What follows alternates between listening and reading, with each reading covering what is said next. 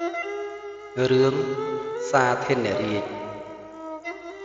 ការមិនប្រមាថជាកំពូលនៃកុសលក្នុងលោក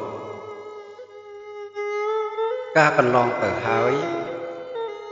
ព្រះបរមពុទ្ធិសត្វរបស់យើងកើតជាស្ដេចព្រះនាមសាធិនសោយរាជសម្បត្តិនៅនគរមិថិលាព្រះអង្គបានសាងសាលាឆទាន6ខ្នងហើយតែងបរិច្ចាគទ្រព្យសម្បត្តិ6សែនរៀងរាល់ថ្ងៃឲ្យជាទានដល់ស្មូមយាយចកទាំងឡាយព្រមទាំងបានរក្សានិច្ចសិលនិងឧបោសថសិលតាមកំណត់នៃឧបោសថកាលឯជនអ្នកនៅក្នុងនគរមិថិលាទាំងនោះជាអ្នកស្ថិតនៅក្នុងឱវាទរបស់ព្រះពុទ្ធបានធ្វើបុណ្យឲ្យទានតាមកម្លាំងសទ្ធានិងធនធានលុះស្លាប់ទៅបានទៅកើតនៅក្នុងទេវលោកទាំងអស់ពេលមួយពួកទេវតាទាំងនោះបានទៅប្រជុំគ្នានៅសុធម្មទេវសភាពោលសរសើរអំពីគុណអ្នកមានសិលនិងអាចារ្យជាដើមរបស់ព្រះរាជាសាធិនឯទេវបុត្រទេវធីតាក្រៅពីនោះលុះឮពាក្យ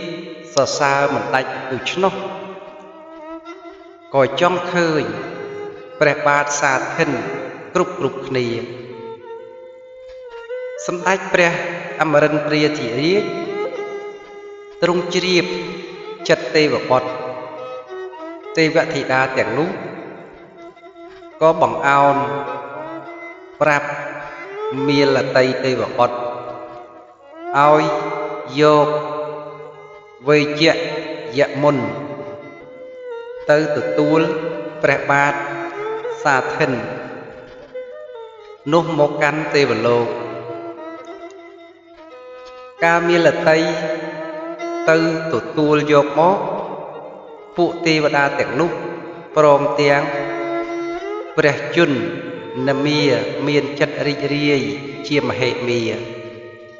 បានក្រោកទទួលព្រះអង្គគ្រប់គ្នាគួរឲ្យស្ងើចដល់ព្រះរាជហឫទ័យនៃសម្ដេច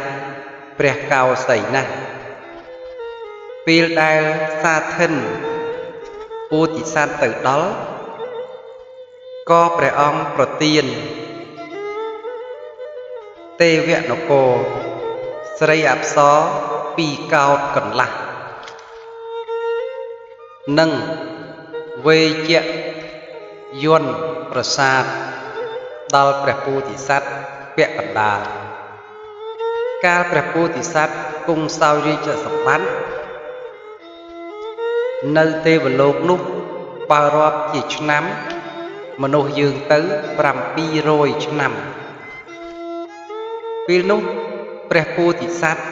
បានសោយសម្បត្តិគ្រប់700ឆ្នាំមនុស្សក៏មានសេចក្តីអបសុខក្នុងទេវលោកជាពុនពេកទើបប្រាប់ដំណឹងនោះដល់សកទេវរាជសកទេវរាជក៏បង្គាប់ឲ្យមាលតីនាំព្រះអង្គត្រឡប់មកកាន់ក្រុងមិថិលានោះវិញឲ្យទ្រង់ចុះក្នុងឧទ្យានទើបវិលទៅកាន់ទេវលោកកាលឧទ្យានល្បាលបានឃើញ ព្រះអង្គហើយមានសេចក្តីសង្ស័យជាពន់ពេកគឺបង្គំទូលសួរសពគ្រប់ប្រការបានដឹងសេចក្តីនេះហើយក៏ទៅទូលព្រះបាទនិរតៈឯព្រះបាទនិរតៈជាព្រះរាជណត្តាទួតទី7របស់ព្រះអង្គព្រះពោធិសត្វពោលប្រាប់ព្រះចៅនិរតៈនោះថាណែបាយើងឥតត្រូវការសោយរាជសម្បត្តិនេះទេតែយើងមកនេះប្រាថ្នាធ្វើបុណ្យតែម្យ៉ាងដោយយើងខានធ្វើបុណ្យអស់700ឆ្នាំហើយព្រះចៅនិរតៈក៏ពោលថាប្រពៃហើយព្រះអង្គទើបចាត់ចែងមហាទានថ្វាយដល់ព្រះបរមពុទ្ធិសត្វព្រះបរមពុទ្ធិសត្វទ្រង់ចំណាយឲ្យទានដល់ស្មោមយាយចកអស់មួយសប្តាហ៍ដល់ថ្ងៃទី